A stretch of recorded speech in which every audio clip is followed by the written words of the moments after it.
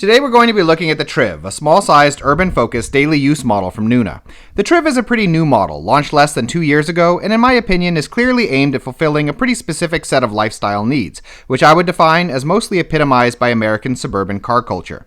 This is the second model that we're looking at by Nuna, and despite a couple of pretty major flaws that unfortunately killed the mix next for us, the general direction of the engineering besides these characteristics was pretty sturdy, leading us to then have high hopes for the Triv, which from pictures and other reviews seems to be built in an entirely different manner. So, in this video then, we're going to go over the Triv, looking at the model in terms of child comfort, ease of functionality, mechanical longevity, and drivability, as well as defining the lifestyle elements that will make this either a good or bad stroller for you.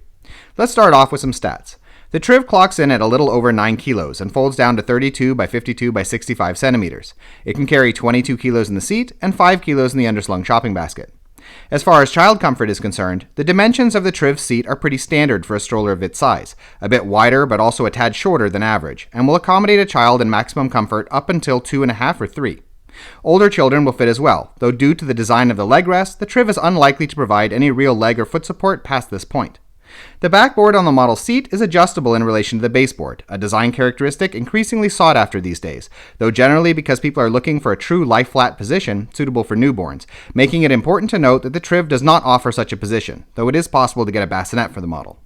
Nevertheless though, the highly adjustable seat is still nice, and the way it's put together mechanically is also a bit sturdier than one finds on a lot of competing models with similar designs. The Triv's textiles are also of decent quality and provide comfort for both in summer and winter due to a mesh window in the seat back that is coverable with an included seat liner. As far as sun coverage is concerned, the Triv's canopy has both a sun flap and an extendable portion built into the back, though in my opinion, when not using these elements, the canopy is far too small, making them not really ways to extend the canopy, but rather necessary to use at all times, and meaning that it's more or less impossible to get decent coverage without also having the central portion of the ventilation mesh open. When it comes to parent comfort, the Triv has a good range of handle height, from 98 to 110 centimeters, and while the shopping basket isn't super huge or anything, it's ample for a stroller of this size, and the front accessibility is decent, at least when using the seat in the reverse position. Folding-wise, the Triv uses a system quite similar to that found on a lot of baby jogger models, a strap beneath the seat unit that easily triggers the fold with just a quick yank. And in addition to this nifty mechanism, the model can be folded as a single standing piece with either the seat facing forwards or reversed. When folded down, the strap used for the fold also makes for quite a convenient carry handle, though note that this model is neither small enough nor light enough to use in the same manner one might use an ultra compact, for example. It's beautifully sized for packing in and out of a car, but if your carrying needs extend much beyond this, it's apt to feel a bit bulky and heavy. Which brings me to the next point that I wanted to make, concerning the obvious marketing emphasis of the Triv, as not just a stroller, but as a travel system, as evidenced by that fancy folding ring adapter that comes with the model. And what I'd like to make crystal clear here is that despite what everyone else is saying, the Triv actually provides less options for use with a car seat than its competitors, because it's been built in a proprietary manner to function only with Nuna seats, while virtually all of the model's competitors are also not only car seat compatible, but have adapters that work with both Maxi-Cosi and Cybex seats, which, in addition to offering a lot more options, means more possibilities for swapping out your gear in a market with continuously shifting safety standards. When it comes to driving, my general feeling of the Nuna Triv is, unfortunately, one of instability, a result of poor choices in the design of the rear frame, which we'll talk about shortly. And in addition, the model has quite small wheels relative to its size, meaning that it's likely to struggle over anything other than pretty smooth pavement. It'll manage rougher patches for short stretches, but anything more than this will be quite jarring, and is apt to significantly accelerate wear to the model.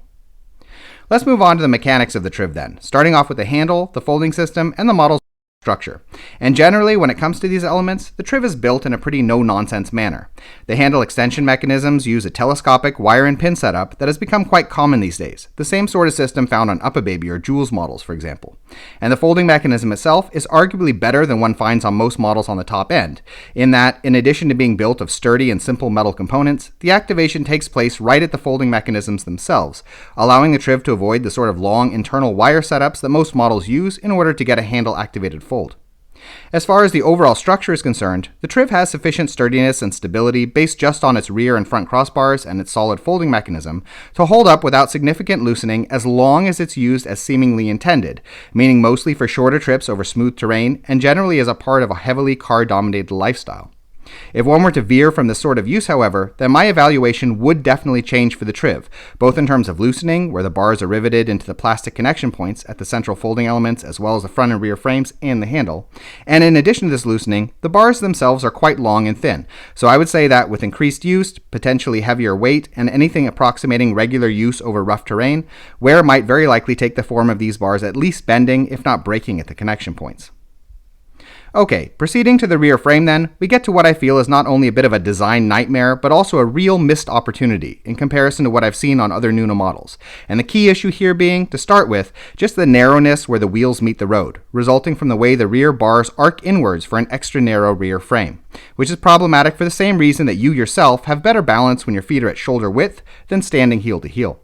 And compounding this instability is the fact that the suspension hinges have been placed below the rear crossbar, allowing both sides to flex independently of each other and negatively impacting both how the model feels to steer as well as to tip, especially when carrying a heavier child. In addition to this, the skinny knobs holding both the suspension hinges as well as the wheel housings are also definitely areas that I would be afraid of breaking if one were to use the model outside of the limited use arena that I've already described. Moving on from these structural concerns, I'd like to note that the rear wheels themselves are fine in how they connect to the rear frame. The locking mechanisms are contained within the housings as opposed to the axles, which is good, though it would have been better if the locking grooves on the axles had been located a little further down on the axles, in order to reduce pressure on the locking mechanisms themselves as the plastic shafts wear down. And in addition, the brake system is both wire-based and doesn't have an adjustment screw to help users fix tension issues in order to combat wear, and on top of this, the locking teeth on the insides of the wheels are also a bit thin, which often results in bending and braking problems down the road. Looking lastly at the front frame, my impressions of the mechanics on the Triv are actually very much the opposite of the rear frame, and other than some worries about loosening at the connection points of the rather long front crossbar that I already mentioned, all the other elements that I consider to be important are built in a pretty decent manner, including front forks with standard suspension, much better than average swivel locks with big chunky locking pins, and a connection between the front forks and the front frame designed to prevent wobble problems down the road, due primarily to very long, tight shafts for the axles and a certain minimal amount of rubber providing extra pressure to the connection at the top. Thus, other than having relatively small wheels, though completely adequate for the urban focus with which the model is built, the Triv's front end gets 2 thumbs up. So, should you get the Nuna Triv then? The answer to that is actually not as clear-cut for me as it is with a lot of models. While the effects of the back end on driving and stability are pretty unpleasant in my opinion, if one were to use this stroller as more or less just for shorter shopping trips and in smoother, preferably paved places, and with a car to get from home to these places, then I would say that the otherwise acceptably sturdy build, super comfortable fold, malleable seat, and ability to fold the model with the seat reversed definitely make the Triv worth considering. On the other hand though, for the price of the model, as it comes stock, there are a lot of other models out there whose structural strength and driving abilities won't bring these lifestyle limitations. And furthermore, as I already mentioned, every decent stroller more or less these days is compatible with car seats from arguably better manufacturers, which thus sort of makes the key selling point of the Triv really more a limitation than a benefit. Unless of course you either just really like Nuna seats, or you can get some kind of highly discounted package deal that makes the Triv really worth its price. In any case, we hope you found this video interesting, and if you did, we ask that you subscribe, as it helps us to continue making videos in the future. In addition, if you are currently shopping for a stroller, we have a buyer's guide on our Patreon page which lists a wide range of models that we recommend, with a lot of technical and lifestyle related information. You can find it by following the link in the description. Thank you.